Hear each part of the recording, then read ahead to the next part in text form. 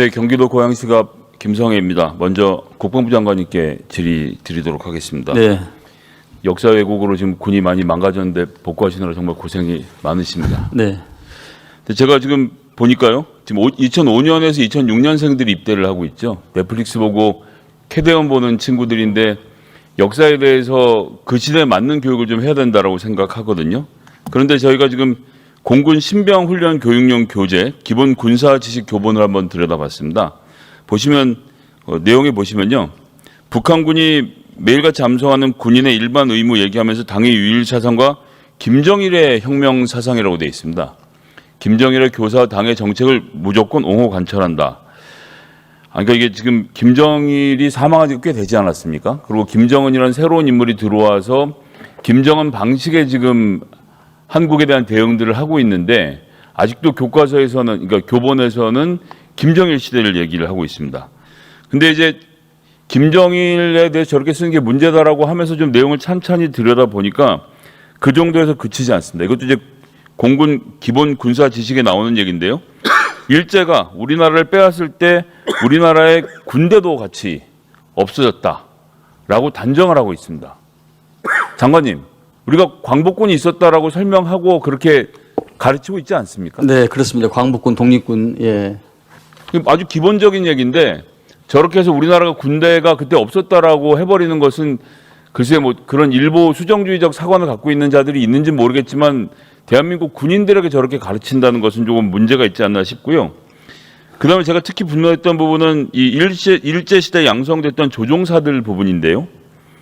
그러니까 일제시대 양성됐다 해서 이미 일제시대 키운 걸로 해놓고서 이 중에서 지금 보시면 독립운동을 한 조종사들이라고 해서 이제 몇 분의 소개를 하고 있습니다. 최용덕, 이영무 등에 대한 소개를 하고 있는데 문제는 거기에서 대해서 병렬적으로 일본에서 활약한 조종사들이라고 하면서 지금 김정렬, 박범집 등을 소개를 합니다.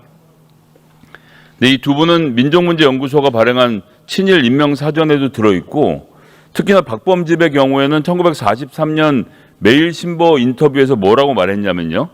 조선 청년에게 태평양 전쟁 패배는 동양 인종이 미국과 영국의 노예가 되는 길이니 승리를 위해 일본 육해군의 항공병이 되어야 한다. 이렇게 주장을 했던 자가 지금 독립군이랑 같이 한 선상에 놓여서 선배라고 표시가 되어 있고요. 그 내용에 보니까 광복 후 공군 창설 간부 7인이 되어 공군 발전에 초석이 되었다라고 박병집을 칭송을 하고 있더군요. 그러니까 저는 뭐 이걸 다 덮자는 얘기가 아닙니다. 그러니까 그렇게 해서 공군 창설 7인의 간부가 됐다고 하더라도 이 사람이 일제시대에는 이런 징병에 동의하고 이런 활동을 했다는 공과 과를 같이 담아야 되는데 공과 과를 같이 담지도 않았고 게다가 일제시대가 같은 일제시대라고 독립군과 저런 친일 행적을 했던 자들을 한 선상에서 교과서에서 가르친다는 게 사실 잘 이해가 되지 않습니다. 또 다른 역사 편향도 하나 지적하면요. 여순 사건에 대해서는 여순 반란 진압 작전이라고 해놓고 자익단체와 학생단체가 우익 인사와 양민을 대량 학살했다. 4.3 사건에 대해서는요.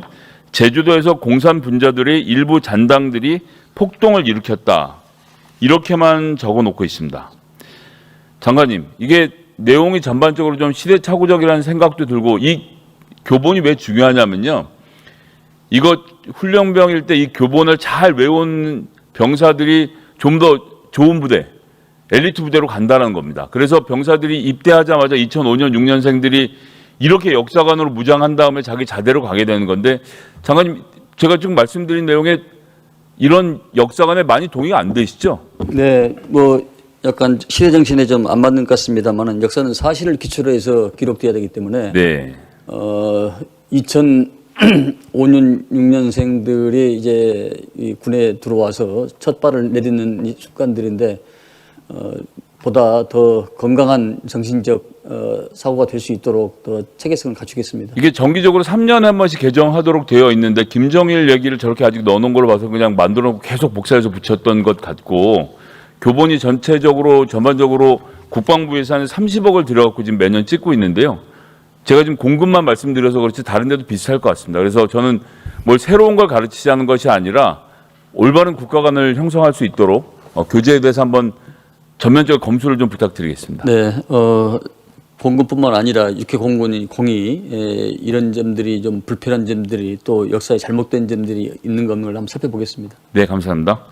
행안부 장관님께 지방세연구원 관련돼서 좀 말씀드리도록 하겠습니다. 지난주에도 제가 고급주택 질의 관련해서 이야기했는데 지방세 관련돼서 여러 가지 불신과 의혹이 크게 있습니다. 아시는 것처럼 지방세 정책을 결정하는 것은 지방세제국원 행안부에 있고요. 그다음에 이에 대한 이론적 토대를 마련하는 곳이 지방세연구원. 둘 간은 굉장히 중요한 관계이고 지방세 정책을 세우는 데 근간이 되는 것이죠. 맞죠? 예, 그렇습니다.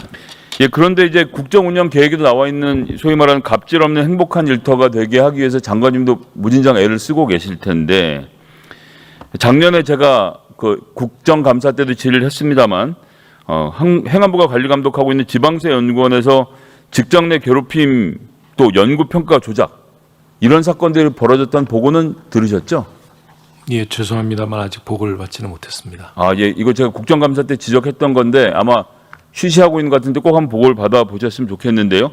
간단하게 개요를 말씀드리면 계약직 말단인 김모 씨가 말단입니다. 말단. 계약직 말단. 이 사람이 이제 연구기획부장인 장모 씨로부터 욕설과 폭행을 당해서 그래서 평가권을 행사해서 정규직 전화 못하겠다는 협박까지 들으면서 이제 이 문제가 불거지기 시작을 했습니다. 사건이 공론화되고 나니까 부원장이 이 과정에서 자기의 그 부원장하고 간부진이 자신의 마음에 들지 않는 연구원들을 자르고 연구 평가를 조작한 정황이 담긴 녹취도 공개됐고 이게 언론에 보도된 바도 있고요. 여기에 대해서 지난번 질의 때는 전 장관이 엄정하게 감사를 하겠다라고 제가 답변을 들은 상황이었습니다. 근데 이제 문제가 되는 유태현 부원장, 이제 부원장이거든요. 네. 조금 전에 말씀드린 사람은 계약직, 김모 씨는 계약직 말단 직원이고요. 근데 이 유태현 부원장이 자기가 협박당했다라고 그 김모 씨를 직장 괴롭힘으로 신고합니다. 계약직 말단이 부원장을 괴롭힐 수 있는 방법이 있나요? 이게 신고가 된다는 자체가 저는 놀랍다고 보는데 이렇게 되니 직원은 얼마나 그 압박을 크게 느끼겠습니까? 그래서 저희가 계속 문제를 삼으니까 결국은 이 문제에 대해서 서울지방고용노동청이 시정명령에 대해서 불이행한 것에 대해서 과태료까지 처분을 했습니다. 그러고 나서 지금 어떻게 하고 있는지 아십니까? 이 가해자들이 유태현 부원장은 그만뒀고요. 이제 전 부원장이죠. 그리고 파견 이 지방 공무원 같은 경우는 본대로 파견 복귀했고요. 육아휴직 등으로 도망을 가서 가해자가 남아있질 않습니다. 지금 편지 한 통을 저희한테 보내오셨는데요. 가해자입니다. 피해자입니다. 지방세연구원 모 씨라고 하면서 지옥같이 살고 있고 자기가 어렵게 살고 있는 걸 알아서 직장을 못 그만두는 사정이 있어서 이러고 버틸 수밖에 없는데 너무 힘들게 한다라는 하소연을 하는데 자, 어떻게 보십니까? 부원장이 계약직을 직장 갑질을 고소하는 것이 가능합니까? 뭐 불가능하다고 생각합니다. 예, 그런데 이렇게 문제가 돼서 노동조합이 행정안전부에 감사를 와달라라고 이제 구조 요청을 일종의 한 거죠. 그랬는데 행안부 감사팀이 가해자 간부진이 아니라 오히려 괴롭힌 피해자와 연구위원들을 상대로 무리한 조사를 했습니다. 보통 행안부에서 감사를 나가면 감사국에서 나가야 되는데 지방세국에서 보냈어요. 그러니까 자기들끼리 다 아는 사람이 나가서 감사라니 제대로 되지 않겠죠. 그다음에 지금 노조에서 요청했던 감사 요청 사안을 쭉 보시면요. 공개 채용이라고 하면서 합격자가 내정되었던 부정 채용도 있었고 특정인에게만 연구 용역을 주는 일감 몰아주기도 있었는데 행정안전부에선 어떤 처분도 한 게 없습니다. 다 X자 보시면 제가 나중에 또 보여드리겠습니다만 이렇게 되어 있는 데다가 심지어 괴롭힘 가해자인 장모 씨가 업무 추진비를 사적으로 유용했다는 증거를 영수증과 함께 제출했음에도 불구하고 여기에 대해서 행안부 감사팀은 감사조차 하지 않았다는 겁니다. 자, 이렇게 그 유착관계가 만연하고 있는데 여기에 대해서 좀 한번 제대로 들여다보셔야 되지 않겠습니까, 장관님? 예, 만약 저도 확인해 보겠습니다만 사실이라면 당연히 감찰 대상이고 부적절한 직무집행을 한 해당 이 공직자가 있다면 책임을 물어야 될 것으로 생각합니다. 네, 장관님 마지막으로 짧게 하나만 저희 지방세 체납 같은 경우에 그 외국인 같은 경우에는 10%를 체납하고 있습니다. 전체 체류한 외국인의 10%가 지방세를 체납하고 있는 현실을 알고 계시죠? 예, 말씀해 주십시오. 예. 그래서 여기에 대해서는 좀 반드시 개선책이 나와야 되겠습니다. 내국인 같은 경우는 3.5% 정도 되는데 외국인의 경우는 10%가 넘게 체납을 하고 있는데 그 나라 사람들이 이해할 수 있는 언어로 설명조차 해주지 않아서 뭐 자이든 타이든 지방세 체납이 되고 있는데 이 부분에 대해서도 좀 정확하게 장관님께서 들어가 네, 개선 대책을 마련하겠습니다. 예. 네.